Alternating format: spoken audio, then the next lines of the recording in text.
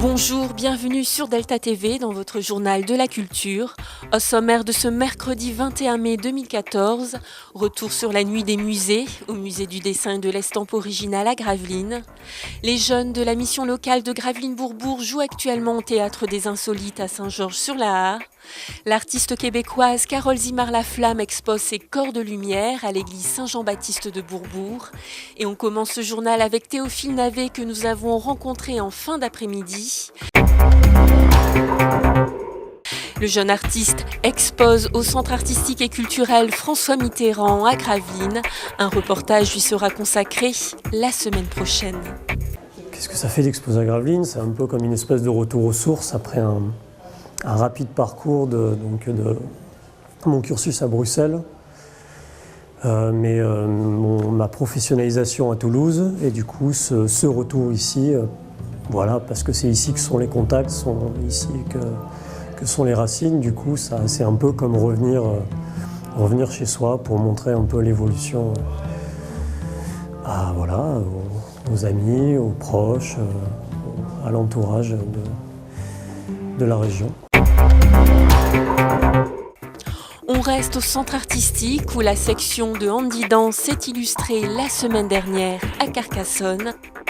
Alors nous nous sommes déplacés sur Carcassonne le 14 et le 15 mai pour le concours national et la rencontre nationale handi dance où nous avons préparé deux chorégraphies de groupe qui ont reçu le deuxième prix au concours national et dont le prix de la chorégraphie la plus structurée.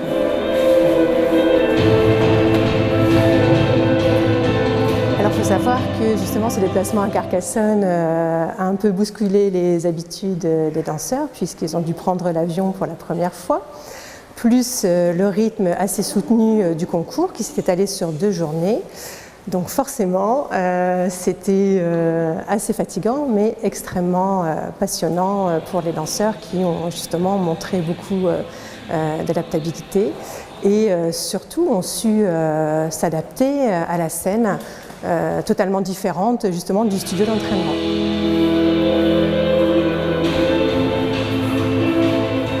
Alors la différence s'est vue notamment dans le fait que les danseurs se sont retrouvés à gérer beaucoup de mouvements dans l'espace, savoir réaliser un cercle sans aide du professeur, donc vraiment savoir se repérer dans l'espace, respecter l'espace de l'autre, jouer un peu sur toute cette appréhension de la chorégraphie qui est quand même assez technique.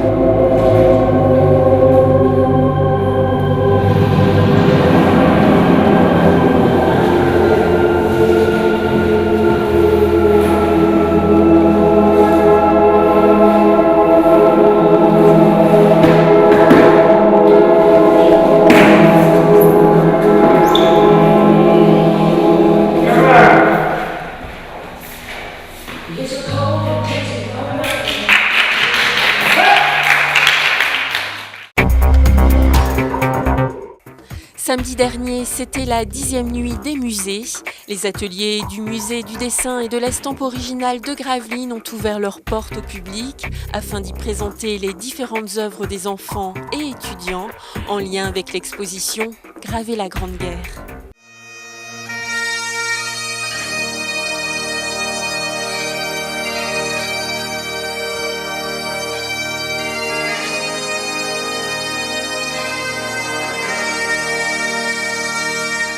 Leur mission, c'était notamment de réaliser un camouflage avec de nouvelles couleurs, en cachant quelques éléments à l'arrière de ce camouflage.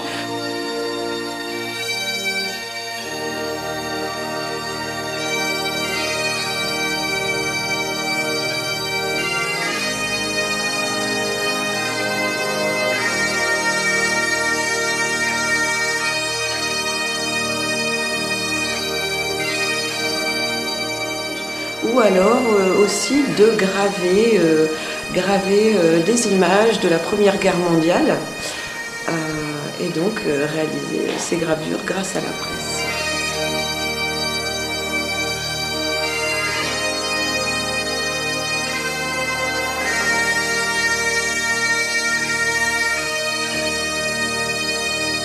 vraiment important.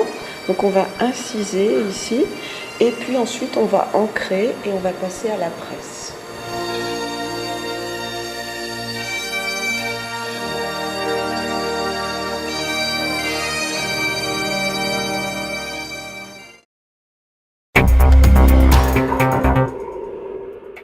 Les jeunes de la mission locale de Gravelines-Bourbourg ont fait la première représentation de leur pièce sur le bien-être. Tout de suite un aperçu et les impressions des apprentis comédiens. Tu seras dans les affaires comme ton père. Oui, ou alors saltimbanque. Et dans certaines banques, la banque.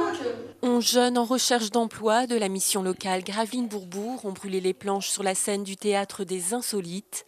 Ils se sont glissés dans la peau de personnages parfois très éloignés de leur vraie nature. Tu vas faire un stage à la mission locale. Mais qu'est-ce donc la mission locale? Ce n'est pas une secte au moins. Je joue le rôle de la mère. Elle est bourgeoise, elle est riche, elle est sans amis. Voilà. Coincée du cul. Coincée du cul aussi, j'ai oublié. Parce que je n'étais pas, donc j'ai mis du temps à rentrer dans mon personnage parce que c'est la première année que je fais du théâtre comme ça. Police, madame, Charlie. Je fais le rôle du policier bébête, c'est-à-dire que je dois faire le rôle strict, faire comprendre à la bourgeoise qu'on n'est pas là pour... on est là pour les aider, pour s'ils ont des dépositions à faire. Je vous ordonne de retrouver mes enfants tout de suite. Moi, je voulais faire la fille parce que ça m'amusait bien. Si tu arrêtes, j'arrête. Le moment que j'avais l'impression d'avoir du mal, c'est quand je devais faire la fille bourrée.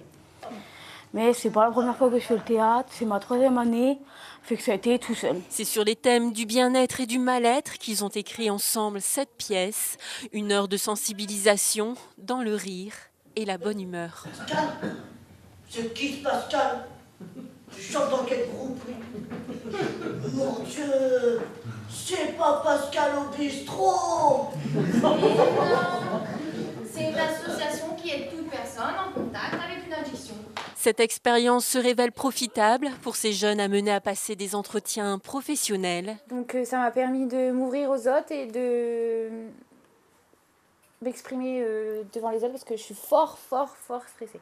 Moi, ça m'a apporté à débloquer ma lecture, ma timidité et je me parle plus avec du monde qu'avant. Je ne serais pas passée devant la caméra comme là maintenant et je serais restée enfermée sur moi-même. Si vous avez raté la pièce, vous avez encore une séance de rattrapage le jeudi 22 mai à 18 h au Théâtre des Insolites. L'entrée est gratuite. Les corps de lumière de l'artiste Carole Zimard-Laflamme sont visibles à l'église Saint-Jean-Baptiste de Bourbourg. Le vernissage se déroulera le vendredi 23 mai à 18h30 sur le lieu même. Nous avons rencontré l'artiste québécoise la semaine dernière en pleine installation de ses œuvres.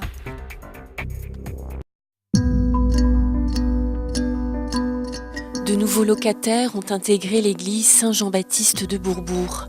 Ces robes monumentales sont les créations de l'artiste québécoise Carole Zimard-Laflamme. Des corps de lumière qui transcendent le cœur de lumière d'Anthony Caro. Il y a le cœur, mais il y a aussi le corps. Alors donc, j'ai fait le corps. Vous savez que les églises sont basées sur le corps. On disait le corps du Christ, mais donc mes petites robes que je montre ici, ce sont des petites robes semailles. Elles ont la même forme qu'un kimono, une chasuble et tout ça, et c'est comme le corps. Un corps dans lequel le public fait son chemin comme un voyage spirituel entre recueillement et contemplation. Anthony Caro parle de l'évolution. Il parle de l'évolution de l'homme à travers l'eau, à travers l'animal et même à travers les arbres. Et mon œuvre est un petit peu comme ça. Elle change, elle évolue constamment selon les lieux. Elle exprime aussi tous les temps de la vie. Tous les temps de la vie et de tous les hommes. Ces petites robes, elles sont faites, elles sont construites à partir de cueillettes de gens de la diversité culturelle. Je crois que j'ai 400 personnes qui m'ont donné un morceau de tissu et de 80 cultures différentes. Et elles m'ont donné aussi un témoignage extraordinaire. Alors vous pourrez regarder et aller voir au SIAC, il y a un diaporama de certains témoignages de personnes. Vous savez, quand les gens me disent « moi je porte du rouge quand je suis amoureuse », à d'autres m'ont dit, vous savez, moi j'ai eu le cancer et c'était le tissu qui a recouvert mon crâne. Donc, à travers la vie et à travers toutes les nations et à travers toutes les cultures, c'est le sens du vêtement, du tissu qui est très important. Porteuses d'histoires à la fois personnelles et universelles, ces corps de lumière trouvent tout leur sens dans ce lieu sacré.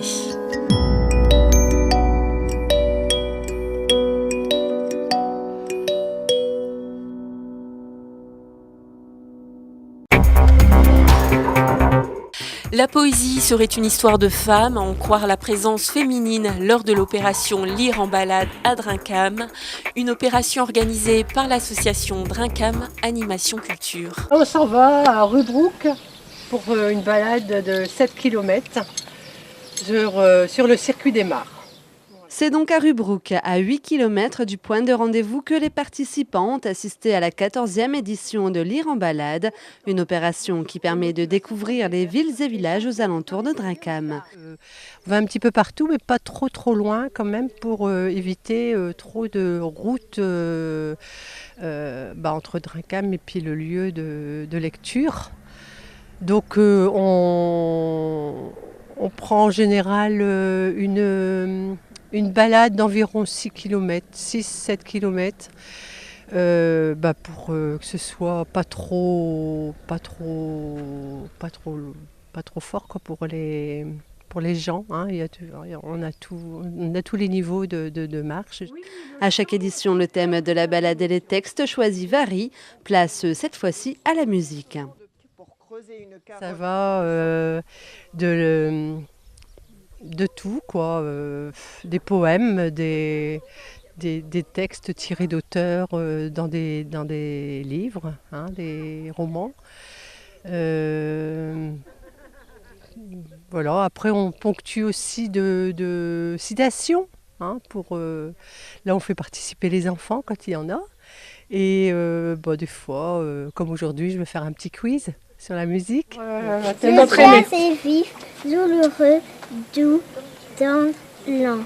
Il apaise, il bouleverse, de la musique et ce qu'il rythme est vrai. C'est le pouls de la vie. André Meillet. La prochaine édition de Lire en balade aura lieu dans le courant du mois de septembre.